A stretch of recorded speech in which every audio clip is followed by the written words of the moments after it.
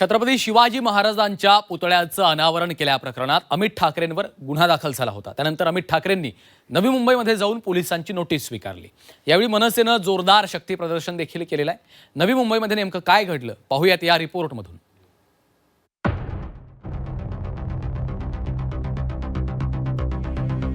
खरं तर आज मी तुमचं अभिनंदन करायला आलोय, कारण हे यश तुमचं आहे।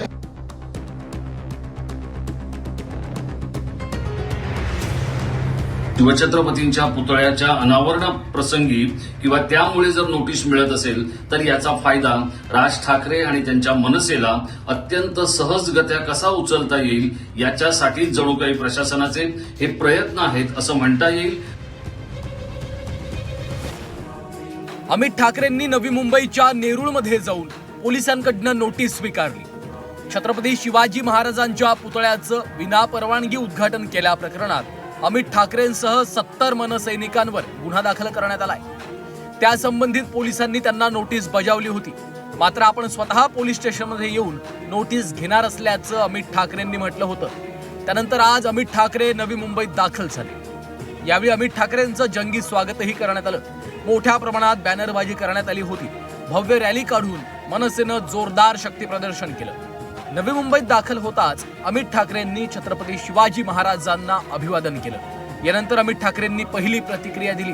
छत्रपतींसाठी गुन्हा दाखल होणं ही माझ्यासाठी अत्यंत अभिमानाची गोष्ट असल्याचं अमित ठाकरेंनी म्हटलं। खरं तर आज मी तुमचं अभिनंदन करायला आलोय, कारण हे यश तुमचं आहे। तुमची ताकद नसती तर हे मी कधीही करू शकलो नसतो।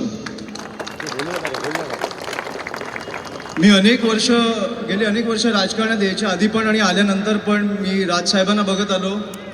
अनेक त्यांनी केसेस घेतल्या महाराष्ट्र माणसासाठी, मराठी माणसासाठी, महाराष्ट्रासाठी, महाराष्ट्राच्या जनतेसाठी, आणि त्याचबरोबर मी महाराष्ट्र सैनिकांना बघत आलो ज्या प्रकारे ते लढत राहिले मराठी हक्कासाठी, मराठी माणसासाठी।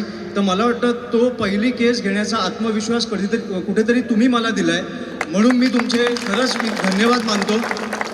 तुमच्यामुळे मला तो आत्मविश्वास मिळाला की मी पहिली केस घेऊ। अमित ठाकरेंच्या स्वागतासाठी मोठ्या संख्येनं मनसैनिक दाखल झाले होते। छत्रपती शिवाजी महाराजांना अभिवादन करण्यासाठी आलेल्या मनसैनिकांनी आपल्या भावना व्यक्त केल्या।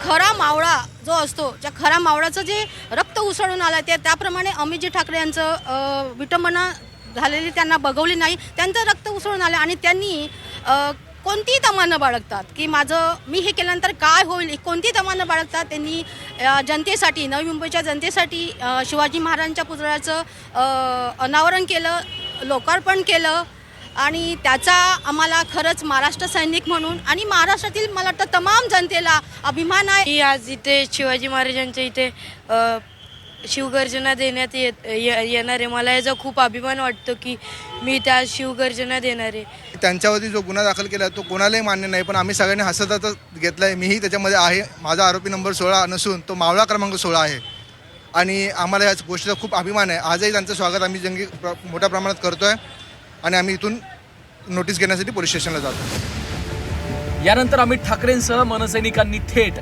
नेरूळ पोलीस स्टेशन गाठलं। तिथं जाऊन अमित ठाकरेंनी नोटीस स्वीकारली।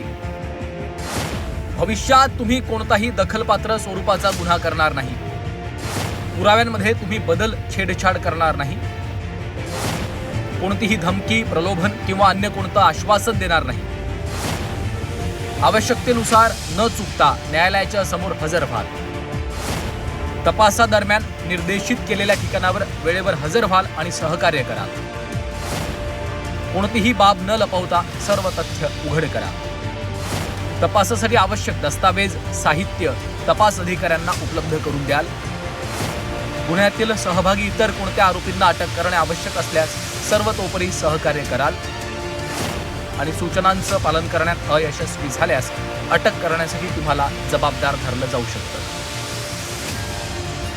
आता छत्रपती शिवरायांच्या पुतळ्याचं उद्घाटन करून अमित ठाकरेंनी नवी मुंबईत वातावरण निर्मिती केली आहे। आगामी स्थानिक स्वराज्य संस्था निवडणुकीच्या अनुषंगानं याचा मनसेला कितपत फायदा होणार हे पाहावं लागणार आहे। अमित ठाकरेंसाठी हे रिलॉन्च ठरण्याची देखील शक्यता आहे। गेले काही काळ अमित ठाकरे यांना जसा म्हणावा तसा राजकीय सूर सापडत नव्हता. ते विधानसभेची निवडणूक हरले अगदी आपल्या घराच्या अंगणात. आणि अशा परिस्थितीमध्ये जर अमित ठाकरे यांना या शिवछत्रपतींच्या पुतळ्याच्या अनावरण प्रसंगी किंवा त्यामुळे जर नोटीस मिळत असेल तर याचा फायदा राज ठाकरे आणि त्यांच्या मनसेला अत्यंत सहजगत्या कसा उचलता येईल याच्यासाठी जणू काही प्रशासनाचे हे प्रयत्न आहेत असं म्हणता येईल. आणि आदित्य ठाकरे यांच्याप्रमाणे अमित ठाकरे यांना रिलॉन्च करून त्यांना सूर सापडावा असा प्रयत्न राज ठाकरे आणि मनसे याचा आहे. विधानसभा निवडणुकीत अमित ठाकरे माही मतदारसंघातनं उभे राहिले होते. मात्र पहिल्याच निवडणुकीत अमित ठाकरेंना पराभवाचा सामना करावा लागला. आता पुन्हा एकदा अमित ठाकरेंनी स्थानिक स्वराज्य संस्था निवडणुकीसाठी कंबर कसल्याचं बोललं जात आहे. स्वाती नाईक, झी 24 तास, नवी मुंबई.